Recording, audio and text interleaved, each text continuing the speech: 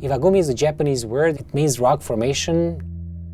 The style that Tommy knows how to build, the only style that he knows how to build, like having rocks like this, V-shape, see?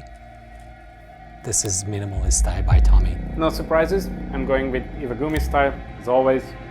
Let's get to it.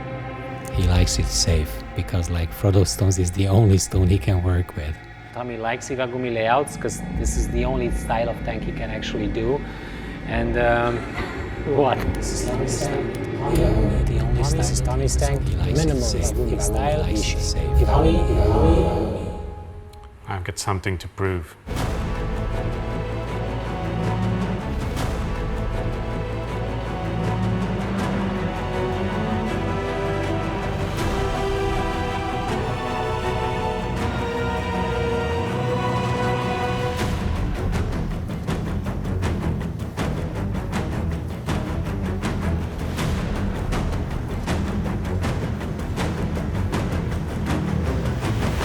To be honest, I don't have anything to prove to Balázs, but I have to prove this to myself. I'm actually able to build with wood, I just don't like it as much.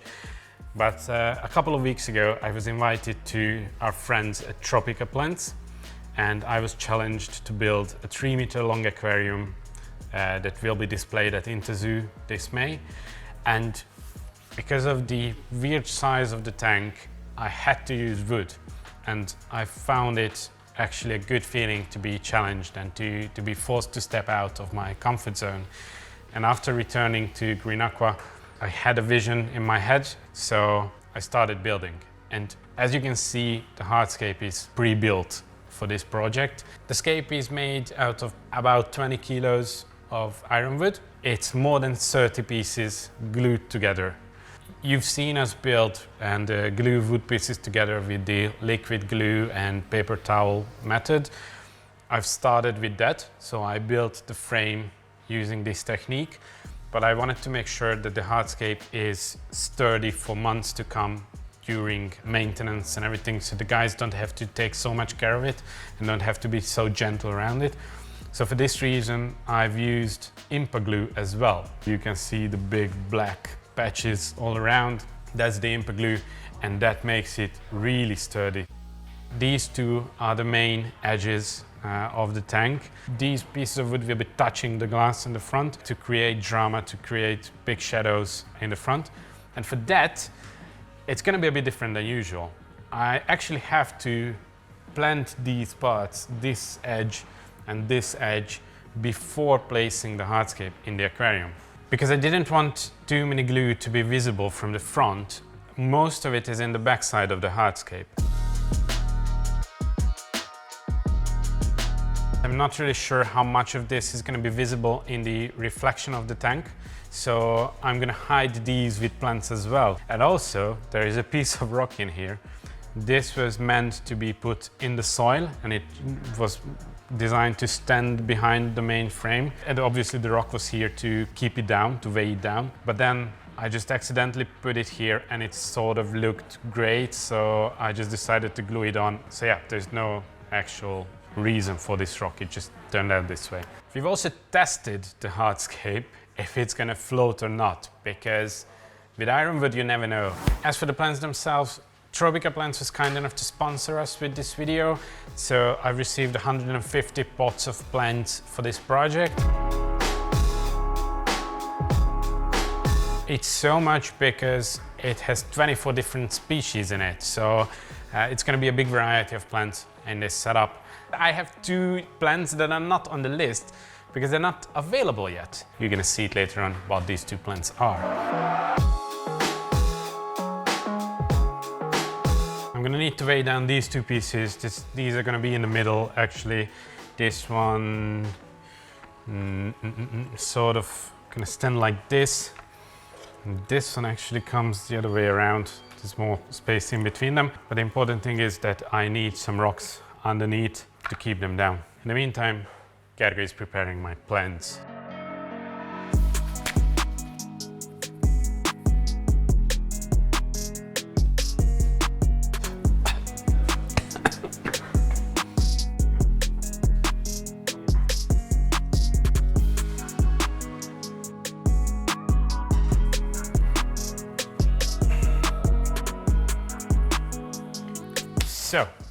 actually start planting now.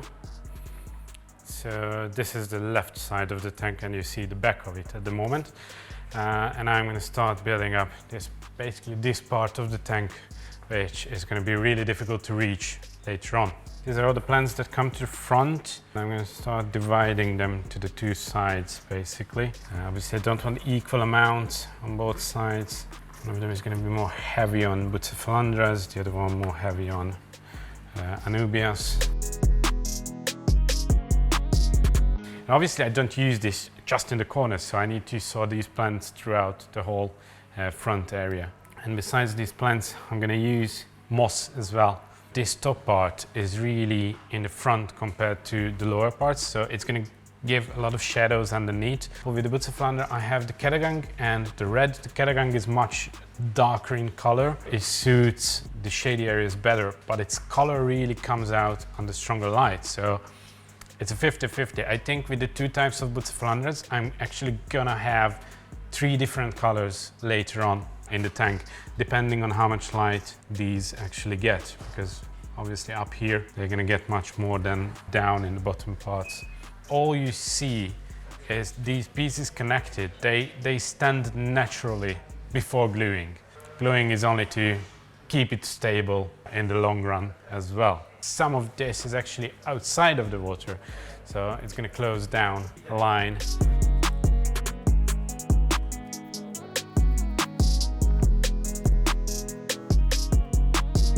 Okay, so with Ricardia, I butchered it in that tank actually. It was really big patches, it was really unnatural. So for this setup, I really wanted to create these thin lines, sort of staggered out so they don't really create a line. I put glue on the glue, and here actually I put this big patch. But the rest, it really is going to be just thin lines. This is Fontinalis Antipyretica, which is not available at the moment with any of the plant suppliers we have, but we saved this batch from aquarium to aquarium. It's usually a rare thing that we do the planting outside of the tank. So we didn't reach these parts inside the tank. Obviously this part is going to be much easier to reach. I'm not really worried about detailing that. This, what I'm doing right now, is something that won't be visible from the front at all, but it might be visible in the reflections.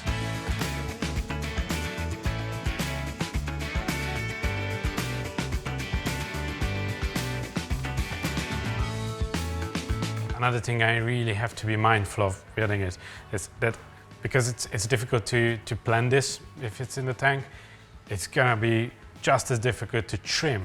So I really have to make sure that I don't put in any plants in these parts which should be reached regularly for trimming, and that's a challenge. I think I'm gonna have soil in here, so this should already be fine, this level. Also, I almost forgot I have some Fissidens as well. Fissidens comes in these metal trays, and it's actually tied on it, so I think easiest is to cut the ties like this. Fissidens is a plant that is really small when you get it.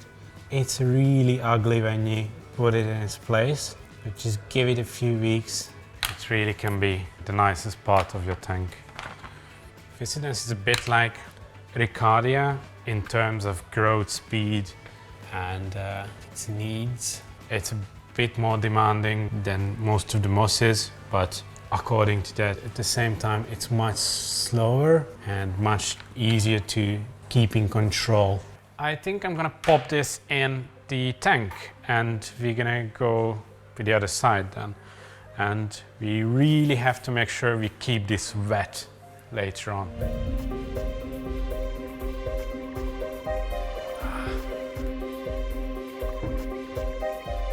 Lots of shadows in the front, which I love. I don't want to hide more of the wood.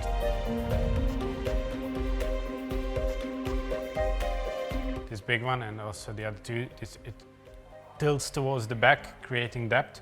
So I have to focus on this part in pre-planting, let's put it that way.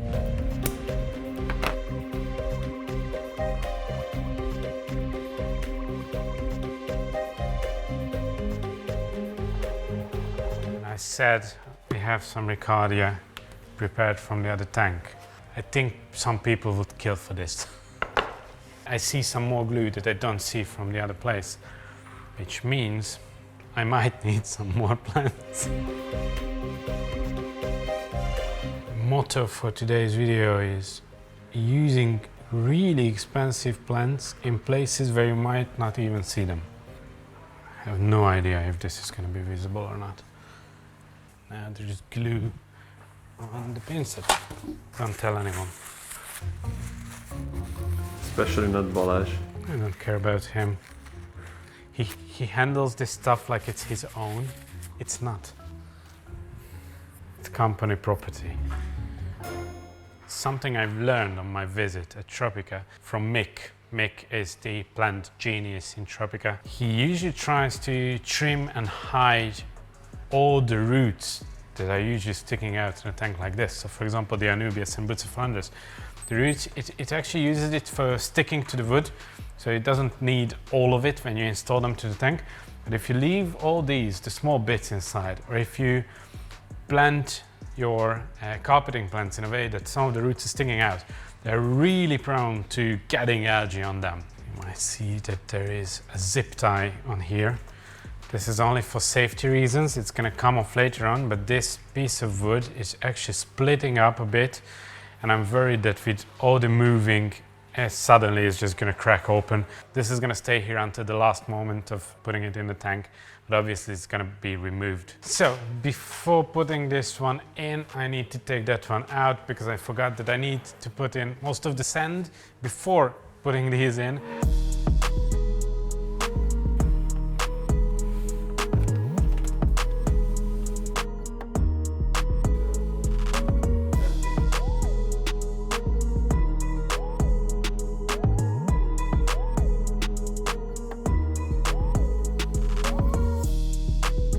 Now let's have lunch.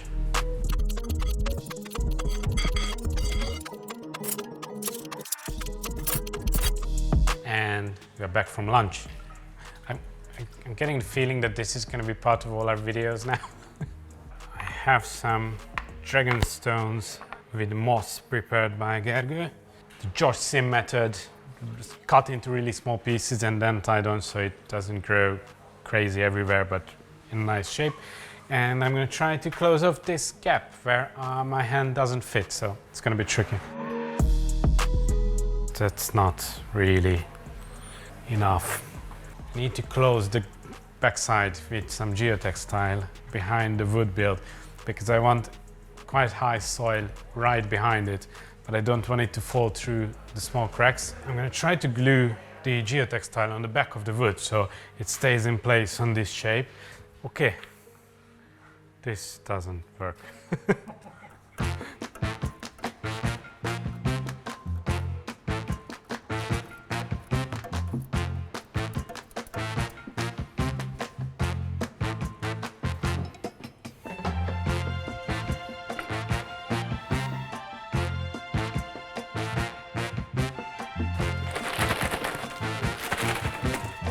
Start pouring in the ADA Power Sand in the backside. Substrate layer.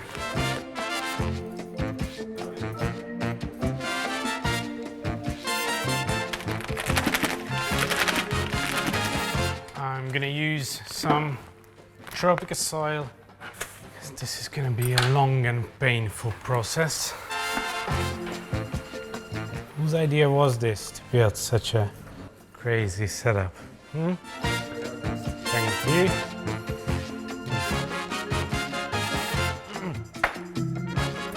It's hot.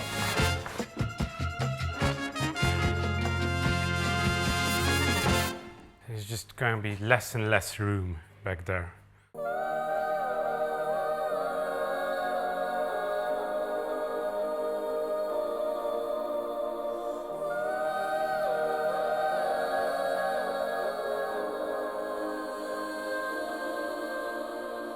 Hey, listen up, I've tried to tell you this 100 times. Not getting better by lying there pretending to cry. You on repeat, you can see, cause you have closed your eyes. You say you listen, but you're missing what it's all about. Rise up now, if you never fall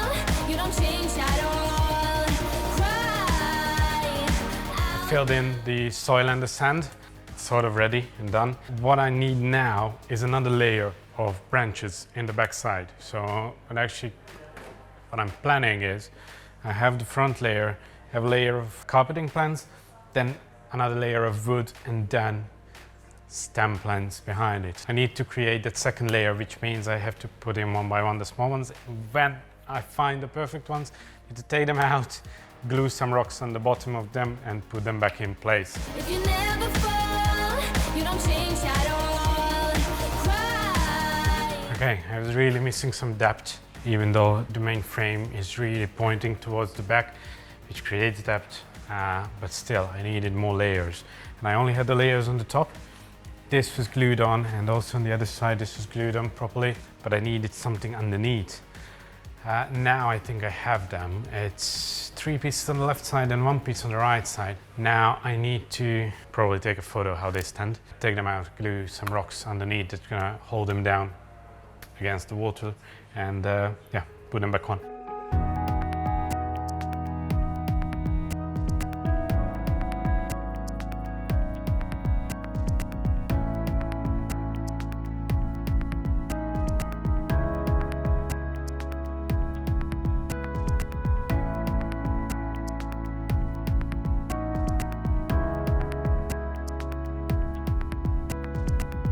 So I'm happy with the hardscape. It's actually done. I have the backside extra layer that I wanted. Oh, I'm gonna need to wet the soil as well now. It actually helps keep all the plants inside moist as well, because it creates higher humidity in the whole tank. One of the new plants I've mentioned, the specialties, which is the Eriocaulon SP Vietnam. It looks quite small now. It's gonna be much bigger. The best comparison would be it's something like a Blixia japonica, but with much heavier leaves, and it's gonna stay green, so there's no reddish tint on it. It grows really dense and really close to each other, so I'm gonna use this in the closing areas of the scape in the front. Now, some Cryptocoryne albida brown.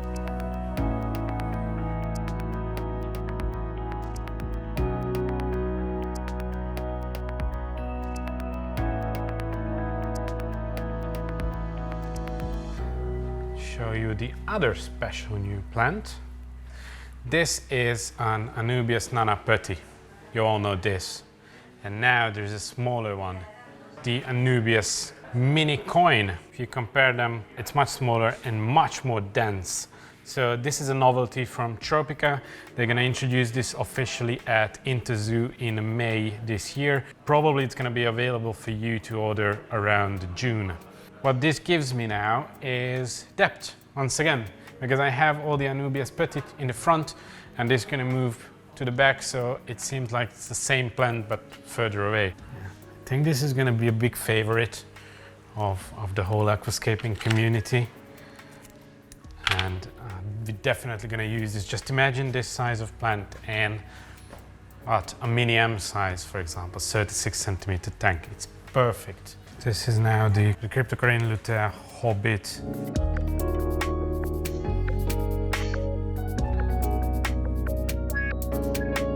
Next area is carpeting. I have some Elocharis parvula, which is the long one, and I'm going to use this on the edges.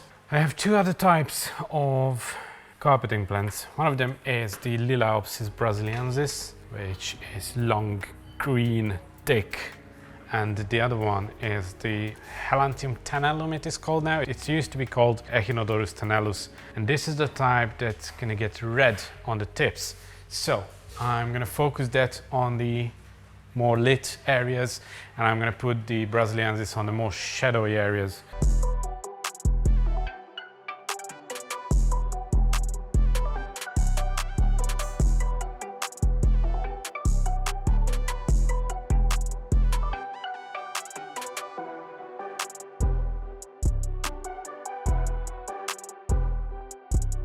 And now some Cryptocoryne parva coming up.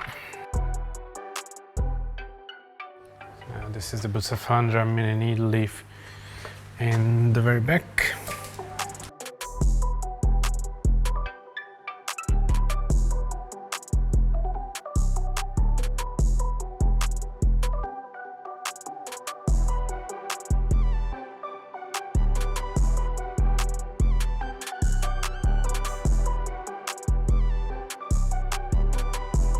before I forget, I start planting the stem plants, sort of. I want to put in some reddish color with the Rotala Valici. This bit of geotextile is not intentional, but the plant's gonna cover it, so I don't really care about it.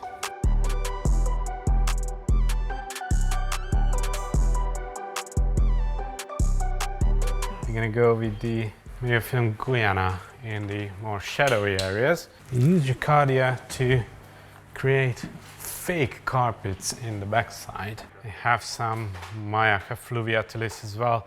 Again, sort of the similar texture and leaves as the Valici. I'm gonna have that on the sides.